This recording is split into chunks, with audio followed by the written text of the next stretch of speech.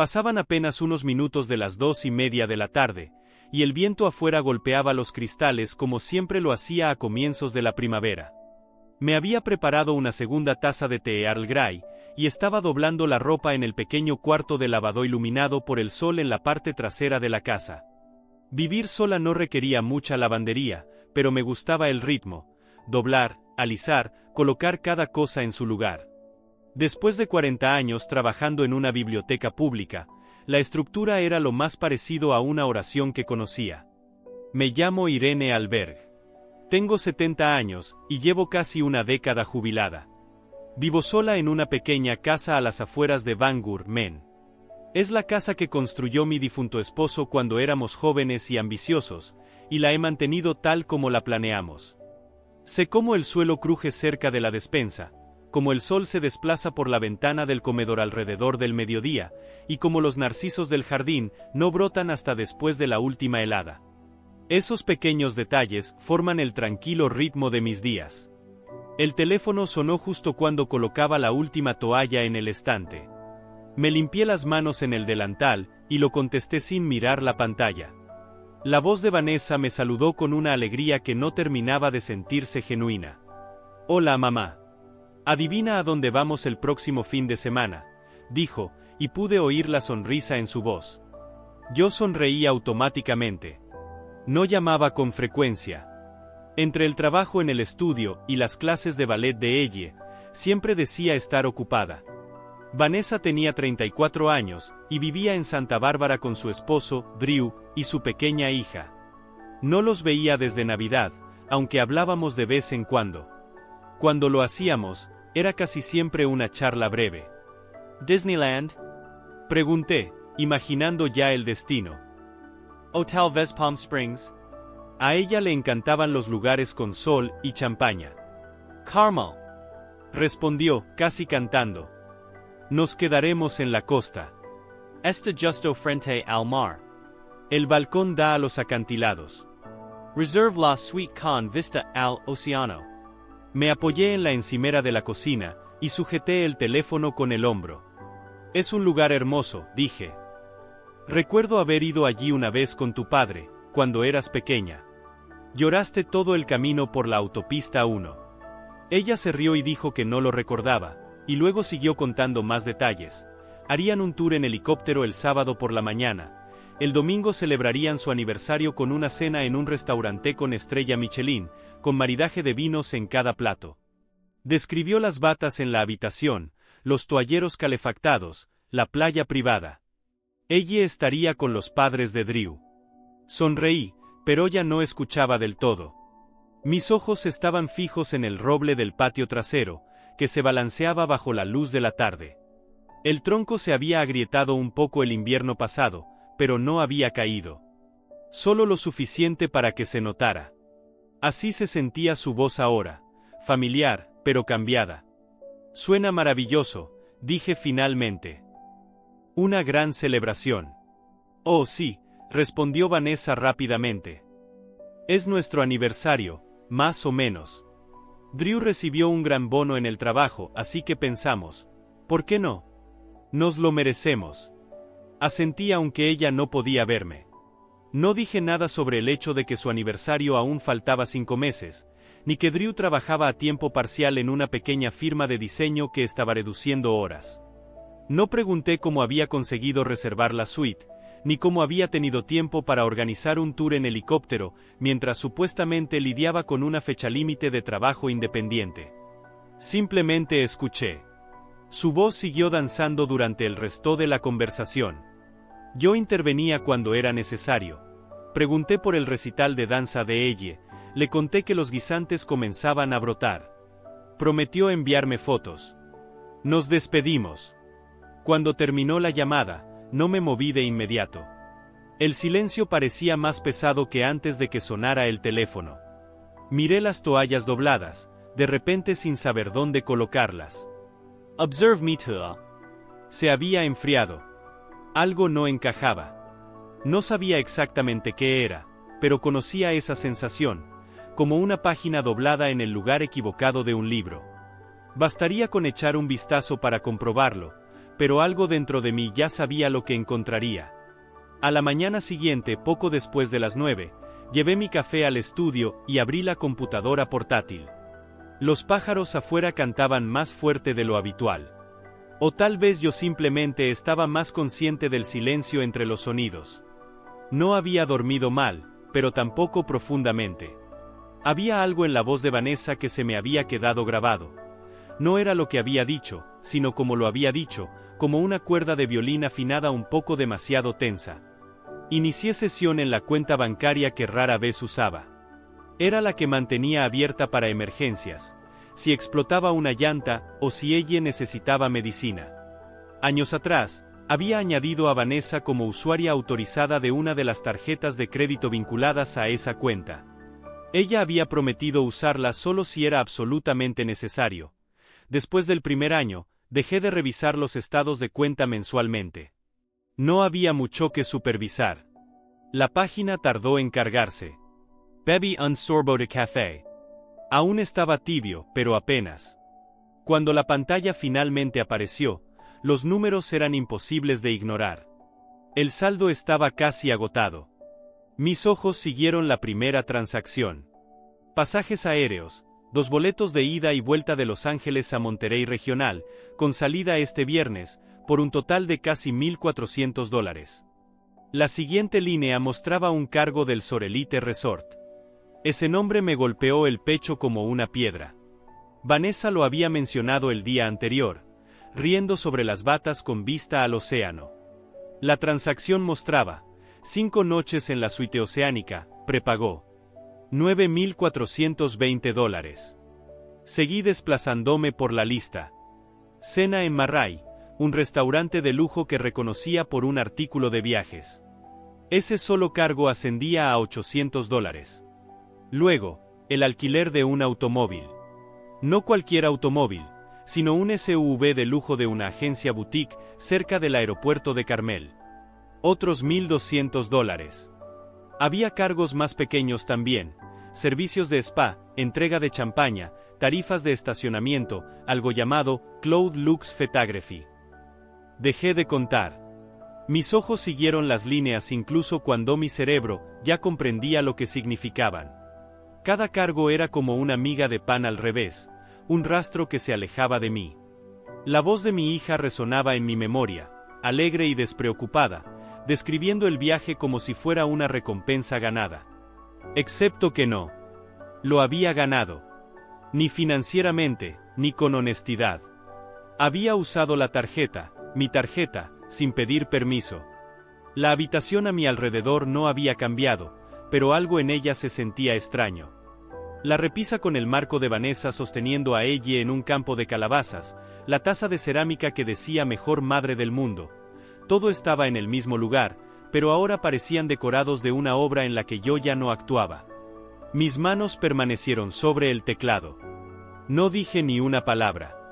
La pantalla parpadeó al actualizarse, mostrando un nuevo correo, mi estado de cuenta mensual, como para confirmar todo lo que acababa de ver. Los números estaban allí, ordenados, limpios, sin disculpas. No ocultaban nada. No lo necesitaban. Me recosté en la silla, y dejé que el café se enfriara. No era solo el dinero. Era la decisión. La decisión silenciosa y arrogante de tomar lo que no se había ofrecido. Esa era la parte que se me quedó atascada en la garganta. Esa era la parte que no podía dejar de pensar. A las 10:15 abrí la libreta que guardaba en el segundo cajón, debajo de los filtros de café. Era vieja, encuadernada en cuero y llena de nombres y números que no había usado en años. La mayoría de la gente usaba aplicaciones, yo usaba un bolígrafo. Pasé a la parte posterior, donde una vez había anotado el contacto de la agente de viajes de Vanessa, y luego miré el estado de cuenta que tenía frente a mí.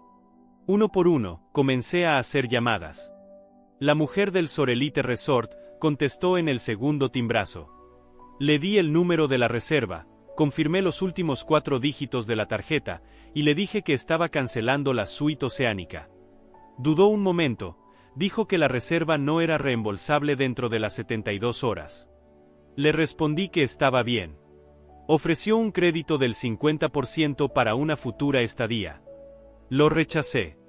La línea se quedó en silencio, salvo por el sonido del teclado. A las 10:40 estaba hablando con un hombre de Monarch Lux Rentals. La camioneta Escalade que Vanessa había reservado estaba programada para ser recogida el viernes por la tarde. Me preguntó si quería cambiar el vehículo.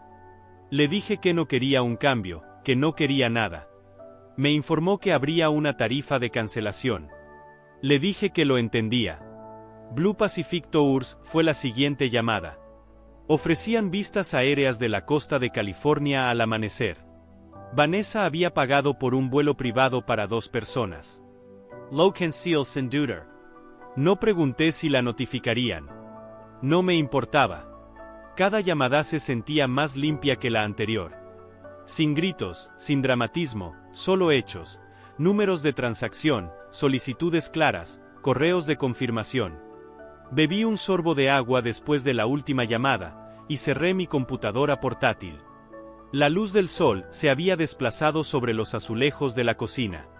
Afuera, el viento había aumentado.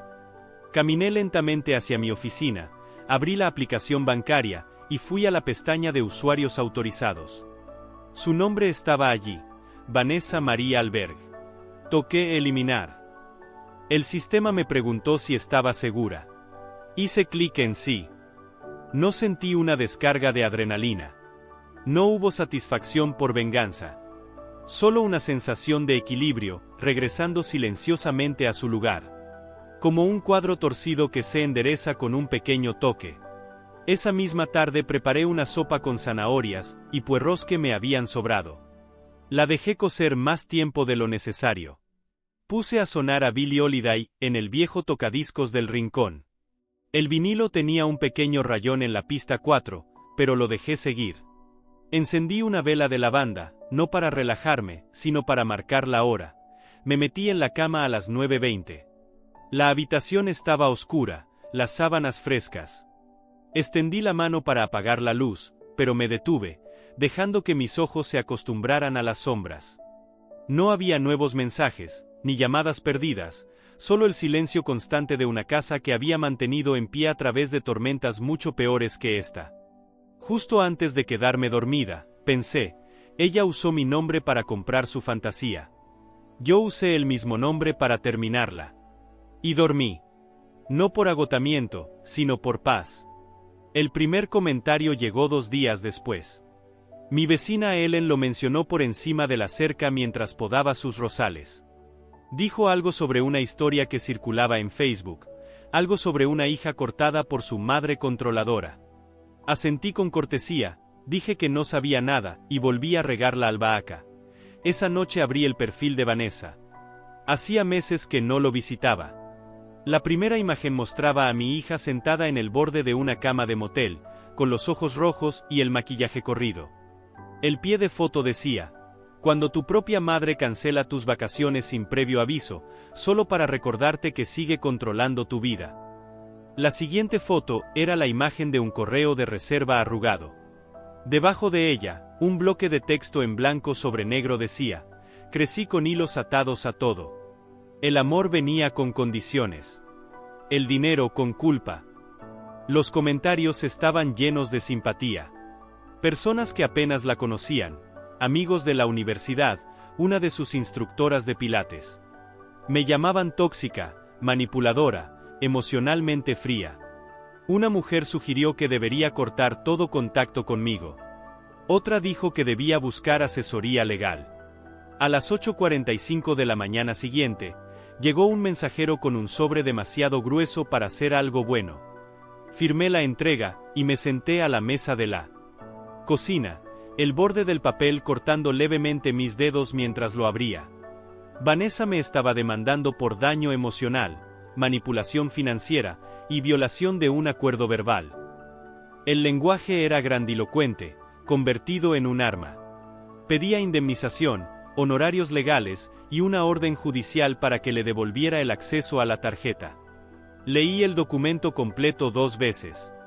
Luego me levanté, caminé hasta el estudio, y abrí la caja ignífuga debajo del arcón de cedro. Dentro estaban los archivos que guardaba, no porque los necesitara, sino porque las viejas bibliotecarias nunca olvidamos el valor de los registros. Los alineé en la mesa del comedor, carpetas etiquetadas como matrícula universitaria, gastos médicos, automóvil, alquiler. Cada una contenía copias de cheques, transferencias bancarias, cartas de recomendación que había escrito para ella cuando solicitaba prácticas y no se molestaba en cumplir con los plazos. Seguí apilando documentos, el depósito de su boda, el apoyo durante su baja por maternidad, la solicitud para el jardín de infancia privado de ella, la cirugía dental de emergencia cuando se rompió una muela y no tenía seguro. Suma total mentalmente. La cifra no era exacta, pero estaba cerca, $192.460. Ninguno de esos gastos había sido reembolsado. Ninguno había sido solicitado de vuelta. Esa misma noche, hice una llamada a Daniel Mays, mi abogado desde hacía 17 años. Lu Petty actualizer mi testamento. Él sabía que no debía preguntar por qué. A la mañana siguiente, a las 10:15, me senté frente a él. Llevé los archivos. Llevé la carta. Llevé la verdad. Ya no quiero que Vanessa figure como beneficiaria, le dije. Todo irá para Jordan. Jordan era mi sobrino nieto. Tenía 20 años y estudiaba enfermería en un colegio comunitario en Rockland. Nunca me había pedido dinero. Una vez condujo 2 horas para limpiar mi entrada de nieve después de una tormenta, sin que se lo pidiera. Cuando le di $20, me devolvió 10 y dijo que solo necesitaba lo suficiente para cubrir la gasolina. Daniel Dutto. ¿Está segura de que quiere hacerlo permanente? Preguntó. Miré las carpetas sobre la mesa. Sí, estoy segura. Ajustó sus gafas, sacó los formularios y comenzó a escribir. No lo hacía por despecho. Lo hacía porque ya no podía recompensar la conducta arrogante, ni siquiera de mi propia hija, especialmente de ella. Esa noche me senté junto a la ventana con una taza de té de azahar. La casa estaba en silencio, salvo por el suave tic-tac del viejo reloj de la repisa. Un tipo diferente de paz se asentó en mi pecho. No era felicidad. No era orgullo. Era claridad. Había cargado con la culpa como si fuera una segunda columna vertebral durante años. Pero todo terminó con esa decisión. Si proteger lo que había construido me convertía en la villana en la historia de otra persona, que así fuera. Prefería ser la villana con límites que la heroína a la que arruinaban. La carta llegó un martes. El sol aún estaba bajo, filtrándose por la ventana de la cocina y atrapando el polvo en sus rayos. Casi no vi el sobre en el banco del porche. No tenía remitente, solo mi nombre escrito con una caligrafía que no veía desde la graduación de secundaria de Vanessa. Lo abrí con cuidado con el abrecartas que mi esposo me había regalado una Navidad. El papel en el interior era suave, la tinta ligeramente corrida en algunos lugares. Estaba escrita a mano. 4 páginas completas. No suplicaba. No se defendía. Escribía que Drew la había convencido de que la demanda me asustaría lo suficiente como para que cediera. Que él había insistido en que era justo, que yo le debía años de ausencia emocional.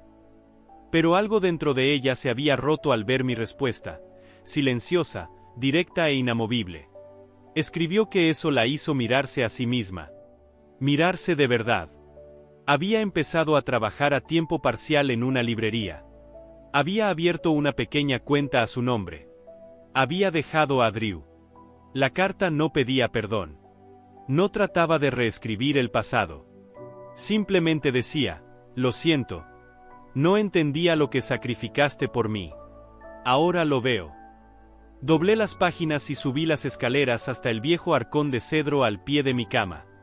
Lo abrí y coloqué la carta junto a un sobre manila etiquetado como Vanessa 1994. Dentro había un dibujo de un palito con una casa de chimenea torcida y 2 mujeres tomadas de la mano.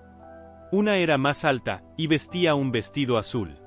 Lo había guardado durante 30 años. Cerré el arcón con cuidado. Esa misma tarde, coloqué la carta y el dibujo en una caja de recuerdos forrada con algodón suave. No porque hubiera perdonado, sino porque no había olvidado.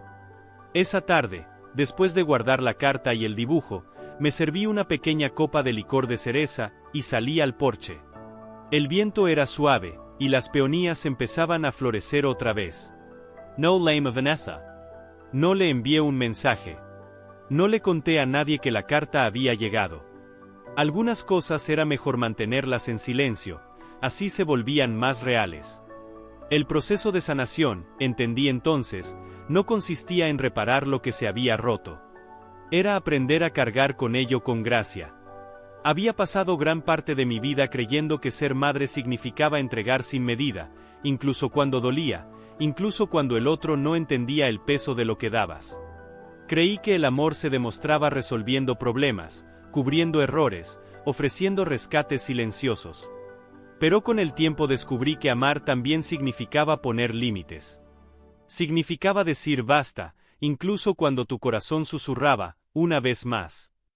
La casa a mi alrededor, aquella que mi esposo y yo construimos cuando todo era esperanza y planes a futuro, seguía en pie. Había resistido tormentas, inviernos duros y silencios prolongados. Había sido testigo de risas infantiles, de peleas adolescentes, de promesas hechas con lágrimas. Ahora era testigo de algo diferente, de mi decisión de vivir con dignidad. Cada rincón tenía un recuerdo. El suelo que crujía cerca de la despensa, la luz que entraba por la ventana del comedor al mediodía, el jardín donde nunca florecían los narcisos hasta pasada la última helada. Todos esos detalles eran testigos silenciosos de la mujer en la que me había convertido. Una mujer que sabía cuándo soltar, cuándo protegerse, cuándo dejar que el dolor siguiera su curso natural sin intentar arreglarlo todo. Miré el horizonte desde el porche mientras el cielo se teñía de naranja y púrpura. Pensé en Vanessa, en la niña que una vez dibujó aquella casa torpe con dos figuras tomadas de la mano. Pensé en la adolescente que soñaba con el mundo más allá de Men. Pensé en la mujer que se había perdido en la comodidad de lo que siempre se le dio sin esfuerzo. Y pensé también en la mujer que ahora estaba intentando reconstruirse, que había dejado atrás a un hombre que la controlaba, que había encontrado un trabajo por sí misma, que había abierto una cuenta a su nombre. Quizás algún día volveríamos a hablar. Quizás no, pero por primera vez en mucho tiempo, estaba bien con cualquiera de las dos posibilidades. No necesitaba cerrar el círculo con palabras ni con gestos. El cierre ya estaba aquí, en el silencio, en la decisión de seguir adelante sin rencor pero también sin olvido. Apoyé la copa vacía en la barandilla del porche y respiré hondo. El aire olía a tierra húmeda y flores tempranas. Las hojas del viejo roble se movían con el viento. Aquel árbol, que se había agrietado un poco durante el último invierno, seguía en pie. Tal vez esa era la metáfora más honesta de todas. Incluso cuando algo se quiebra, no significa que esté destinado a caer. No guardaba expectativas sobre el futuro. No imaginaba reconciliaciones dramáticas ni disculpas públicas. Si llegaban, bien. Si no, también. Mi historia, la que había llevado en silencio durante tantos años, no necesitaba validación. Era mía. Y ahora estaba completa. Volví adentro cuando el sol desapareció por completo, y la primera estrella apareció en el cielo. La casa estaba en penumbra, tranquila, familiar. Cerré la puerta delantera con el mismo cuidado con el que la había abierto por primera vez hace décadas. Subí las escaleras despacio, escuchando el eco de mis pasos en el suelo de madera. En mi habitación, la caja de recuerdos descansaba sobre el arcón de cedro. Dentro estaban la carta y el dibujo, dos testimonios de una historia compleja, una de heridas profundas, pero también de crecimiento, de decisiones difíciles, pero también de dignidad. Me senté en el borde de la cama, con el corazón ligero. Había pasado por el dolor de ser usada. Por la rabia de ser juzgada sin que se entendieran mis sacrificios. Por la tristeza de ver a mi hija caminar por caminos que la alejaban de mí. Pero también había atravesado algo más poderoso, la comprensión de que el amor no siempre significa decir sí. A veces, el acto más profundo de amor es decir no y seguir adelante. Apagué la luz. La oscuridad llenó la habitación con un abrazo silencioso. Mientras me recostaba y cerraba los ojos, comprendí que no necesitaba nada más. Ni justicia, ni disculpas, ni redenciones. solo la paz de haber hecho lo correcto. Y con esa paz, dejé que el sueño me envolviera, sabiendo que el mañana llegaría con su propio ritmo, con nuevas oportunidades para seguir viviendo. No como la madre que siempre daba sin medida, sino como la mujer que finalmente había aprendido a protegerse. Porque a veces, ser el villano en la historia de alguien más no es un castigo. Es la única manera de salvar la tuya.